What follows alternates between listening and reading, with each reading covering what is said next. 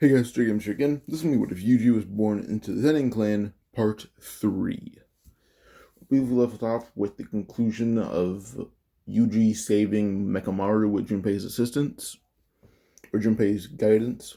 So, if we didn't basically, if I didn't live off with that, the short, simple explanation is, due to Junpei's, well, first Junpei's at Kyoto, because I gave Nanako Mimiko to Tokyo, which I think is fair. So Kyoto gets Junpei.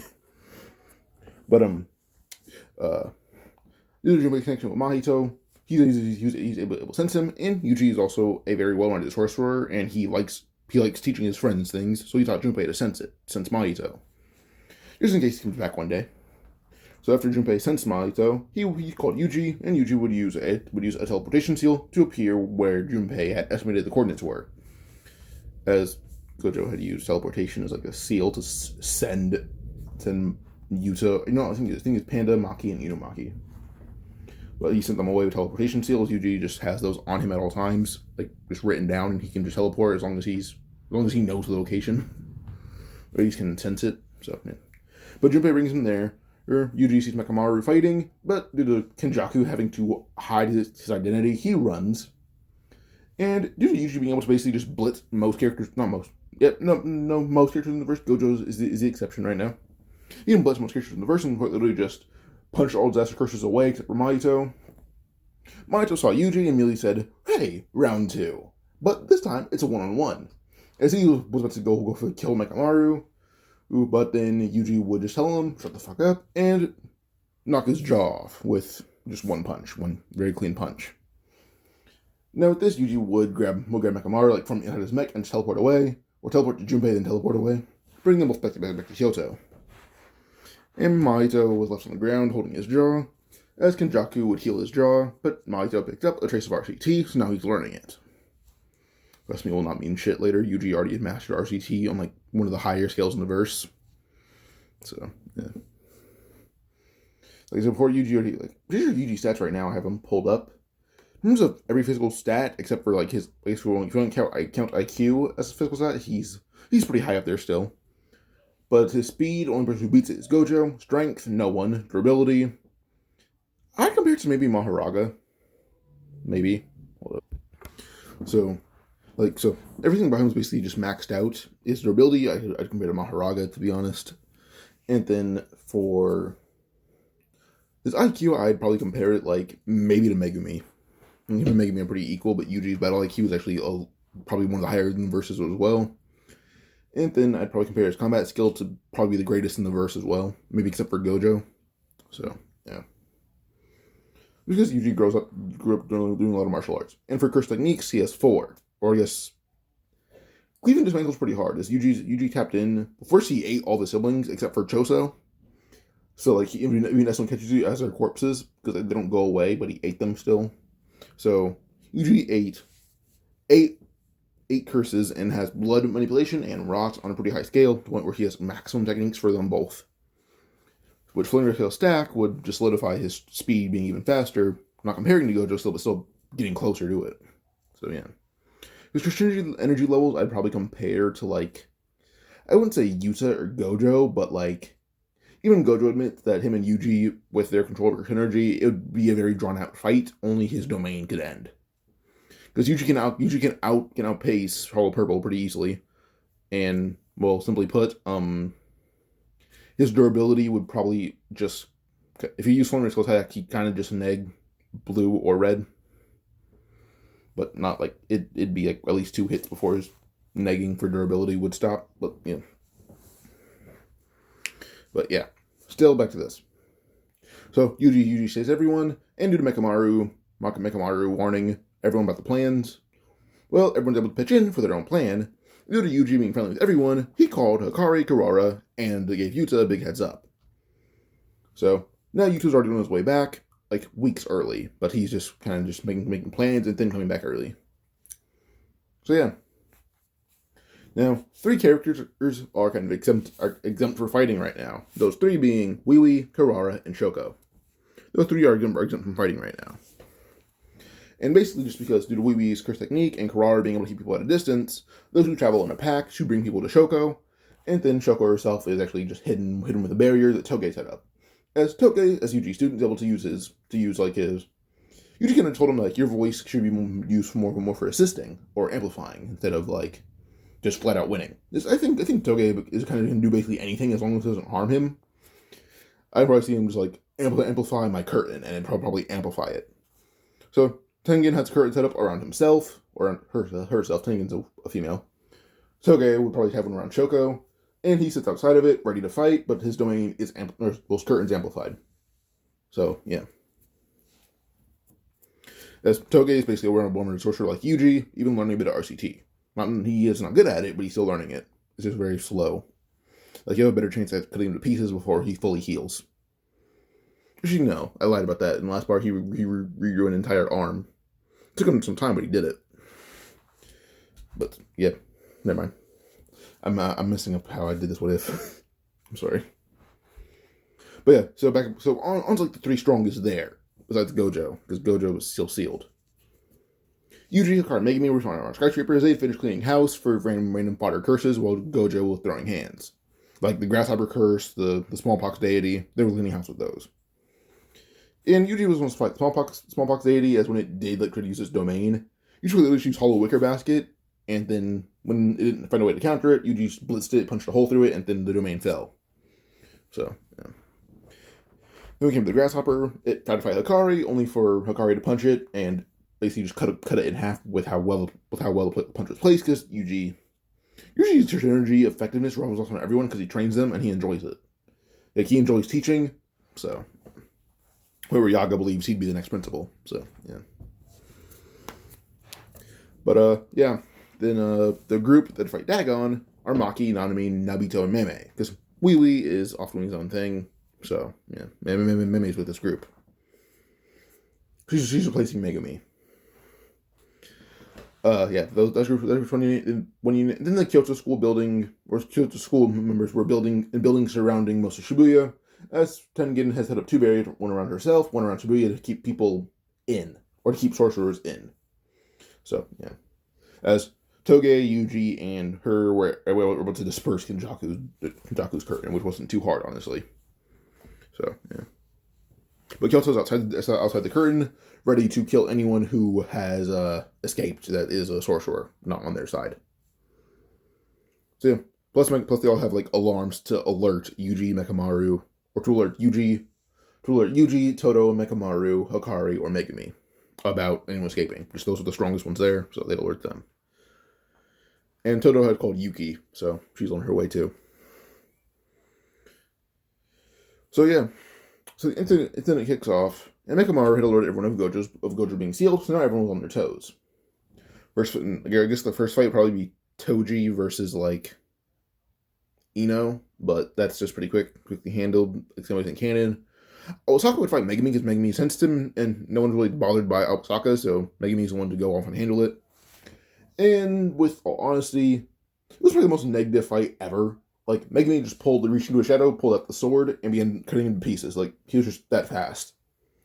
He's going to compete with Yuji and Hikari, so his physical power is much more amplified. Plus, Black Flash probably just perception blitz him before he can even decide, like, hey, activate. No, probably just Black Flash and his head's off. That's probably how it would go. So, yeah. So, yeah, that's Osaka versus Megumi. Then Megumi being already down there, he goes to check on the Dagon group. The Dagon group, we're going to move on to their fight. The Dagon group's fight is more or less just... When Dagon opens his domain, Megumi's there, he joins that fight.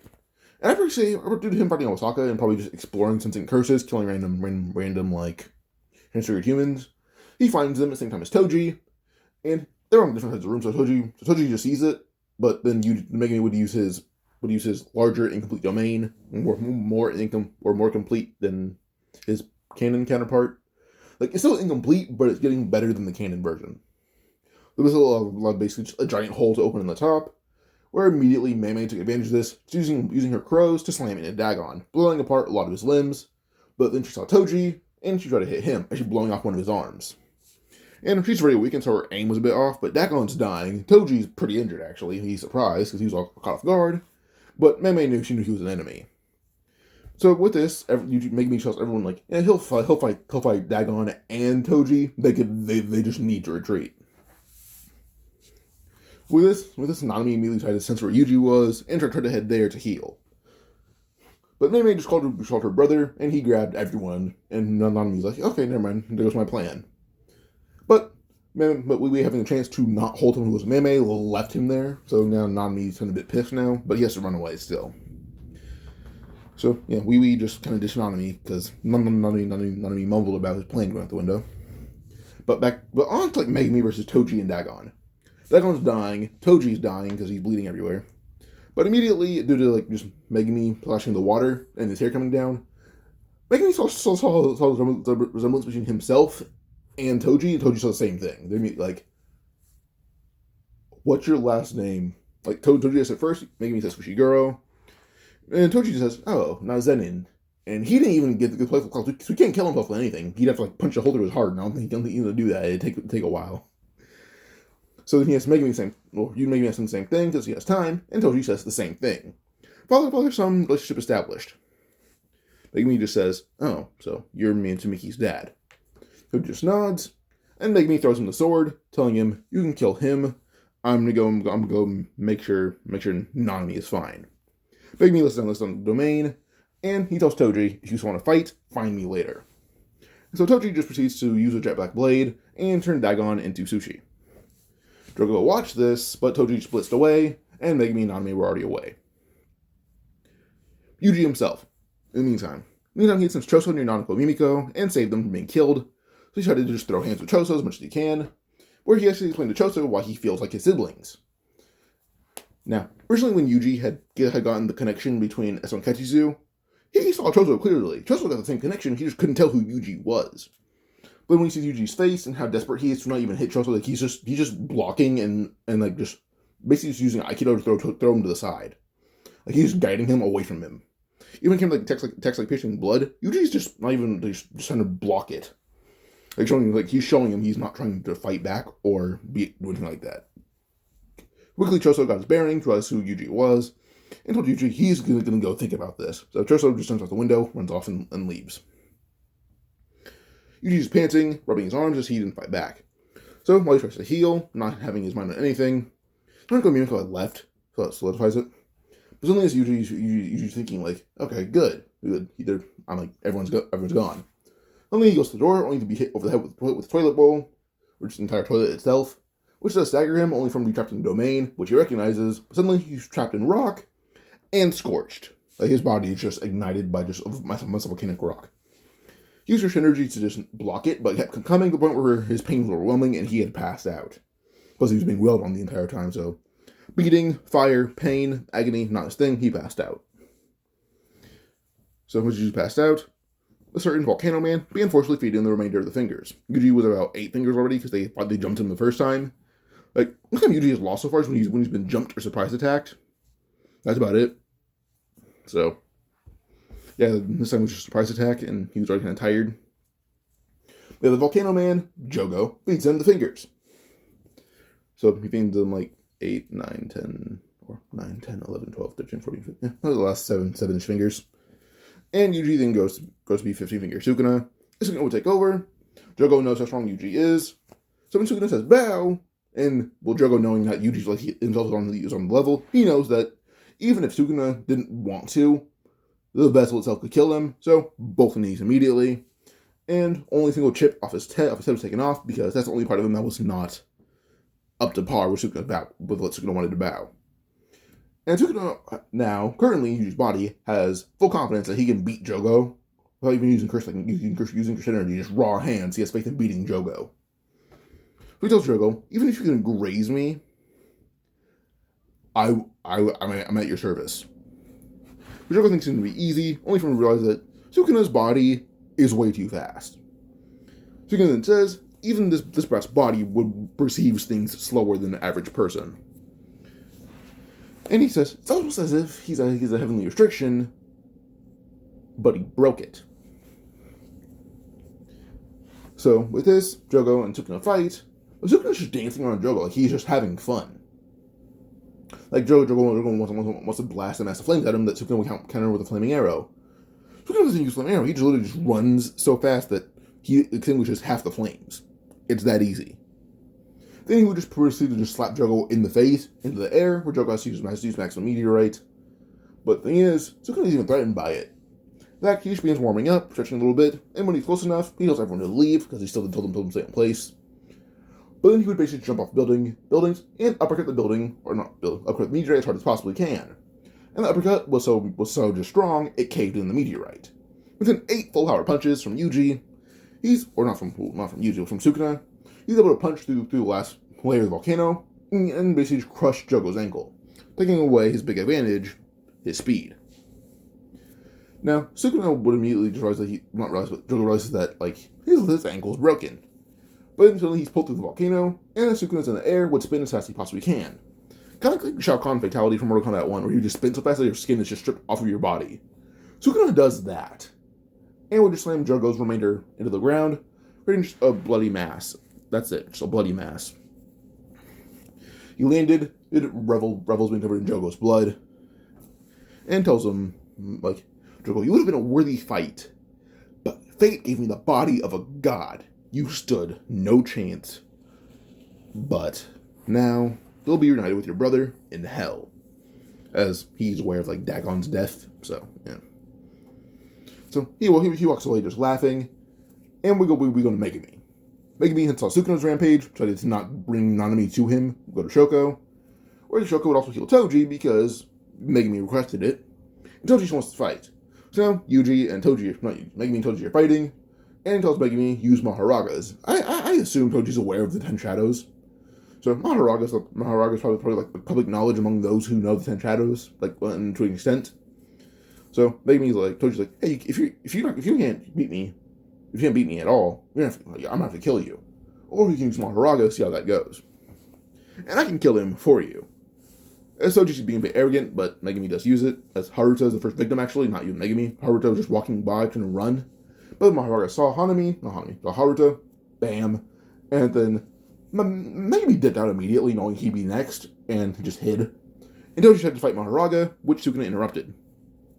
He punched Toji into a car. Toji's usually too phased by it, but better than being hit by Maharaga. No, he's not really phased by it, just gets Playful Cloud and then block. But, yeah.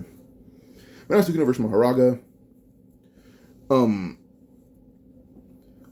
Yeah, Sukuna's just laying in him with full power punches, and punching holes through Maharaga as they then heal quickly. When Sukuna would just smirk, seeing that Maharaga can see, cleave, and dismantle, so he would decide to basically coat his hand in blood, using Flamer Skill Stack, but then shoot the hardened blood off of him in the scale of the spiderweb technique, which immediately would cover Maharaga's remains in blood. Even if he tried to come back from that, well, now with Yuji's blood inside of him, Sukuna could cause that blood to explode and kill Maharaga from the inside out, which he did easily. He killed Maharaga twice. First turn in Mismeet, Maharaga healed from that. But because his blood was outside of Maharaga, explode, Maharaga cannot regenerate because his body kind of atomized with really high levels of blood. So, yeah, Maharaga's dead. Pretty easy. In Sukuna's opinion, it was really easy. But then Yuji took control. There's really no mass death, so, if anything, a building or two was destroyed when Sukuna jumped off of it. Jogo killed more people than Sukuna. Sukuna was more having fun with Yuji's full power, physical power. He's having more fun with that. Because it's stronger than he was in his peak. Physically, Yuji's above everyone in the verse. Okay, sorry about that. Yeah, if anything, Jogo killed more people than that just because he was using more wide scale attacks. Sukuna was just playing around with everyone. Even Maharaga was more or less just playing around. He was just experimenting mostly. So yeah. So Toji comes back. He's like, okay, well, that brat kind of just cooked me, so I'm not fighting that guy again. He one-shot me, basically. Had to be healed by Shoko again. Yuji would actually just tell Shoko sit down as he heals everyone in just one go. His RCT is just that good. But, yeah. But then Yuji sends Mahito and decided to go fight him instead. Yuji arrives, and he sees Hikari already there, but tells Hikari just let him handle this. And Nanami decides to jump in, so now Yuji and Nanami are jumping Mahito. So with this, these two knowing he only targeted his soul are basically just going ham on him. Where one hit from Yuji already almost killed Mahito. But the thing is, 5 hits total from Yuji and Nanami combined killed Mahito. Mahito could take 4 more hits. 2 more from Yuji, or no, 3 from Nanami, 1 more from Yuji. And he had died, because it was that painful and agonizing. The Yuji soul Yuji power dealt big damage to his soul. He could not resist it. So with that, he is dead. And I was debating having Yuji eat Mahito here, but he's eaten enough people. He's fine. He has enough curse techniques. He has Cleave and Dismantle in his arsenal. That's already overpowered as is. Literally have him chant, and he could achieve the word cutting slash. Have him chant, and he'd do that. He doesn't like chanting. It's not his thing. So yeah. So with this, Mahito's dead. But Hikari had left in the middle of the fight, but the fight only lasted about a minute. Within a minute, an entire neighborhood block is destroyed. And the destruction of it lands right in front of Yuji as they see Kenjaku with his garbs destroyed, basically. Mahito's corpse before it disappears, Kenjaku can barely absorb it and eat it, and decides to unleash his plan early, as we see what caused him to look like this. Yuki, Hikari, and Mekamaru. Those 3 smacked the absolute shit out of him. Then a Black Crow came by. He had used just his domain to cover himself, and his domain is used as a defense. He's only himself is in the domain, and that's used as a defense. Now Hikari looked pissed, so did Mei. Yuki was just kind of laughing, and Mekamaru was just a giant shield for everyone else right now. But it's revealed that Kenjaku nearly killed Karara and Wiwi as he had attacked, the medical bay. But Yuki chased him off right as she arrived. But then, from the sky, we get to Yuta land with a very unconscious Yaga with various slices in his clothing, like he had been cut up, but Yuta healed him. But Yuta's blade was drenched in blood. So, we're going to go back, about an hour ago, to Tokyo Tech. Yaga had been confronted by a sorcerer sent by the council, I guess, or the elders. After they had first they had sent Yuta to go kill Yuji, but due to Yuta viewing Yuji as his teacher, he can't do that. He would never do that. So, plus they're sending Gojo's name. So now Yuta has the choice: fake his death, or fake Yuji's death, or let the world be plunged into chaos. Now, he thinks he can save it, and he has a high bet that someone like Yuji can change the world. So Yuta takes the bet on chaos, and kills all the elders. Yuji's orders were already given before the elders were killed. So Yuta kills them all, as he's leaving. As he's leaving, he turns around, so that's to just go full Rika and kill them all. It wasn't really hard for him to do. So this, Yuta arrives to see Yaga and Kakuganji fighting, or about to fight. Yuta would actually slice Kakuganji's guitar in half and mention that he killed the elders. All of them. And he says, simply put, Tokyo can reset the balance of the world. Kakuganji is the only member of the Kyoto school who does not like Tokyo at this point. Everyone adores Yuji, except for Kakuganji. Kakuganji can fall with the elders, or adjust to the new way. Kakuganji decided to just submit, but retire as a sorcerer. Kakuganji refuses to live in a world without order. I think I said order. But Kakuganji retires, and, Yuta is kind of now the biggest enemy of the sorcerer world.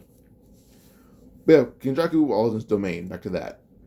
While in his domain, he decides to let it down, but he had Maximum Uzumaki loaded, and tries to let it out, basically dispersing millions of curses all across Japan, and in the middle of all the curses coming out, he retreats into the sewers, and then retreats out of it. Yuji didn't care about sensing him anymore, as the domain had fallen, because the medical bay where Toge was attacked. So now Yuji has to jump in the air, and decides to basically just use dozens of cleaves to kill all the curses. So now Yuji's kind of hunting down people. And Junpei, using Moondrag, is able to use tentacles to slash down tons of curses as well. And Natsuko and Mimiko would use the phone to basically cut down curses in one go. It would just take a lot of energy. But at the end of it, they're all kind of recovering. Toge is kind of chilling out, being healed by Yuji. until Naoya arrives, because Nobito is still dead. No one wanted him to come back. No, like, Shoko avidly refused treatment to him. Her excuse was that Kenjaku arrived as she tried to heal him. Although her excuse, she avidly refused to heal him because he's the one that did such bad things to Yuji when they first met. But yeah. So now you have you is like, all right, then a Zenin clan can go 2 ways or 3 ways. Megumi, Yuji, me. As Yuji is the strongest Zenin, flat out he is the strongest Zenin. We have Naoya, the most valued Zenin. Megumi, the chosen Zenin. So when Naoya wants to fight over it, Yuji simply just says, leave it up to a vote. So this, Yuji and Megumi head back to the Zen Clan with Naoya, but they bring Toji and Maki, as Toji's still around. So, he fully broke the Seance technique, so, this is his body now. So, yeah. Like, he has his clothes on and everything, like his own clothes and all that. So with Toji and Maki, and Megumi just drops out and is backing Yuji. So the 10 Shadows, and basically Toji 2.0 and Toji himself, backing Yuji, the clan kind of just, to spare their lives, backs Yuji. So Yuji's the new head of the Zenin clan. So Yuji, the new head of the Zenin clan, well, he decides to kick out Naoya and get rid of most old traditions. Solid. So the Zenin clan is more, how do I phrase this? Less conservative. So, yeah. But yeah, so Yuji's new head of his Zenin clan and already making changes by first kicking out Naoya. That's the end of the part 3. If you guys enjoyed, like and subscribe for more. Adios. I'm sorry for taking so long to upload nowadays. I have like a new school schedule. Kind of just hellish. So, yeah. Alright, pause. Not pause, but goodbye.